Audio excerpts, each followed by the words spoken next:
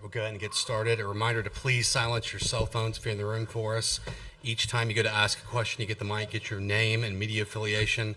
Recording of the press conference with any cell phones or cameras is prohibited. We'll start with an opening statement from Coach if he wants to give one. Go to questions just for players. Dismiss the players, then go to questions just for Coach. We're joined by Texas Tech head coach Jerry Glasgow and players Mia Williams and Taylor Panel. So, Coach, if you have an opening statement, feel free. Okay. Opening statement. Phenomenal crowd, phenomenal atmosphere. I thought it was a really good softball game. Tip your hat to Tennessee. They won. They shut our offense down in a way that I don't think we've been shut down like that in the postseason. And give them credit for that. I thought their defense made several really nice plays, and especially in big situations, I thought their defense came up big for them. We left 8 runners on. You know, we should have had in 9 innings. We need to have more than 5 hits. I thought we gave away some really important at bats, especially leading off the inning. And when we got runners on scoring position, I didn't think we valued the at bats as much as we should on the offensive side. And we'll work on that tomorrow and come back better. We had 5 walks and 5 hits. That leads to 10 left on base. I thought the pitchers were phenomenal. I thought KT and Naja combined and give us every opportunity to win that game. And I don't know how many times we had chances, but I felt like we had the bases loaded, maybe second, third. There were several times we had that opportunity. We had runners on third with 1 out and struck out with that. And then we got a fly ball to tie it, but we could have been up 2-1 right there. Just, it just wasn't our day. And give credit to Tennessee for playing a really great defensive game on the other side of the field.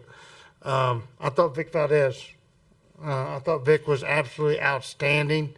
When she came in, she gave us great leadership. I love watching her catch, and I thought her throw when she threw out the runner at second base, I thought that was a big moment. I thought Taylor did a great job, not just getting a hit, but getting around the bases. Her base running was really extraordinary, and it would have been so easy to leave early. And you could see she left absolutely perfect on time. And I thought Mia had a great hit at a big moment. We just didn't get the win. But I give Tennessee credit and their coaching staff and players for playing 9 great innings softball. Okay, we go to questions for the players now. Okay, we'll go right side, second row here. Charles May, Southeastern Softball Wire. This question is for Taylor. With you having history being at Tennessee, were you able to kind of go into today and maybe give your teammates some insight on what they may see with Carlin Pickens and Sage? Yeah, I think we just went in and we watched film, and we just went in and had a game plan. I had a little help from my previous thing, but I wasn't getting wrapped up in it was my previous school. We were just taking it like another ball game. Okay, we go to the left side front row, Nathan. Nathan Geese, Lubbock Analyst Journal. Taylor, what did Karen say to you in the handshake line after the game? Yeah, we were walking through the line just saying good game, and she said that I made a mistake instead of saying good game, which it's kind of crazy, like celebrate with your team, and I just think it's funny she's still thinking about it, but it's old news, whatever. Okay, we go to the right side front row, Brady. Brady Vernon, Softball America, just for either of the hitters. Could you kind of describe the challenges from going with Pickens' hard stuff to Marjetko's kind of change up and the adjustments going through that?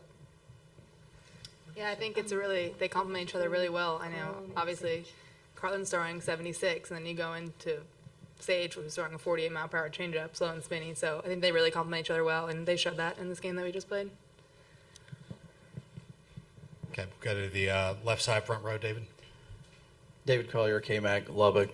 Taylor, could you take us through the steal? Was that just all you, or was that a call by Coach? I think he was thinking about it. It's just funny because sometimes you make eye contact, and I know he's probably thinking about doing it. And I think he had it on the pitch before, and they still stayed there, so I was just gonna go. Okay, we go to the right side front row. Ty Kaplan, the Daily Twitter. For both of y'all, how do you balance emotions knowing that your season isn't over yet, but obviously this was a very emotional game? Taylor, if you wouldn't mind going first. Yeah, I think emotions were very high this game, and we just have to take it and learn from it for the following game because obviously we're not done yet. and coach is known for winning series and not losing back-to-back. So we're just going to take that fight and that mentality with every out we have, and just play with it, because today we came back in the top of the 7, so with every out we have, we're just going to fight. Yeah, obviously it was a very emotional game. I think just keeping the highs that we had this game and taking that into the next game and just fighting and being dogs on the field. Any more questions for players? Okay, thank you, players. Thank you.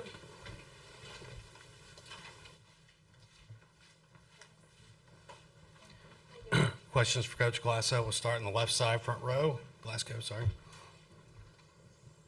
David Collier, KMAC News. Coach, can you take us into the decision to send Mia there? I mean, was it just, hey, we're having trouble, we might as well try to get it here?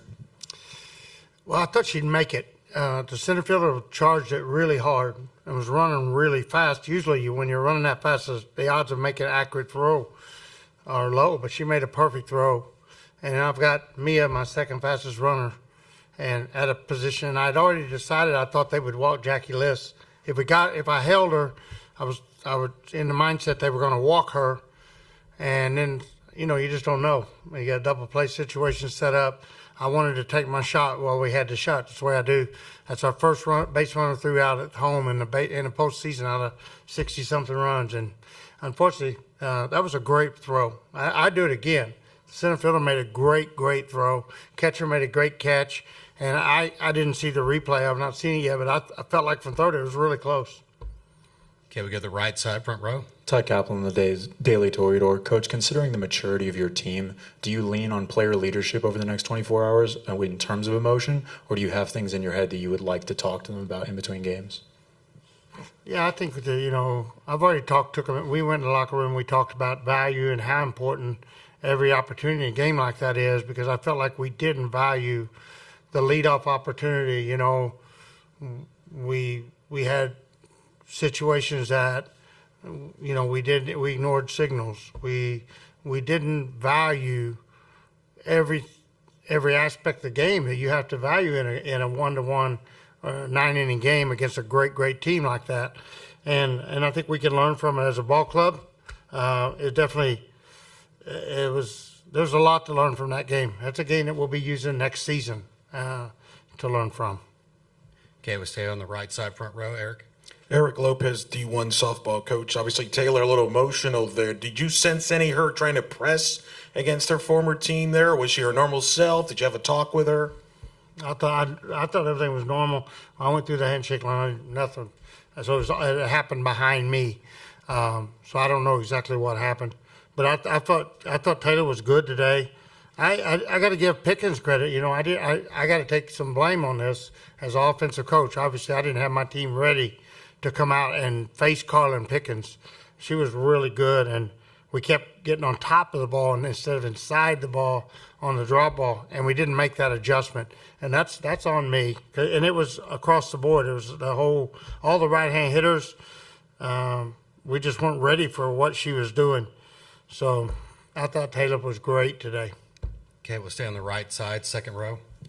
Coach Charles May, Southeastern Softball Wire. When you say you put it on you for not having them ready for Pickens, how do you prepare for Carlin Pickens? Because she's kind of different. So exactly what do you mean by you didn't have them ready? Well, we hit yesterday morning, we hit yesterday evening, we hit this morning. We had 3 batting sessions just to get ready to hit against Pickens, and we were hitting too many ground balls. We just weren't getting the ball where we wanted it. We weren't hitting in the air. We wasn't hitting it hard as hard as we wanted to hit it. Okay, we go left side, front row, Nathan. Nathan Gies, Lubbock Avalanche Journal. Jerry, I know you just come off this game, but you got another one tomorrow. What do you know about UCLA, and it's kind of the early look at what? I know they're a great hitting team, a great offensive team. I know they've got a great pitcher that's throwing a lot for them. I know they're well coached. I know they got a lot of momentum. I watched the game last night with Arkansas.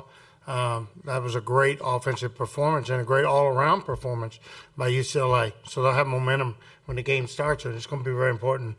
The first couple of innings of that game are going to be really important. Any more questions? Okay, that'll wrap things up for Texas Tech. Thank you. Thank you.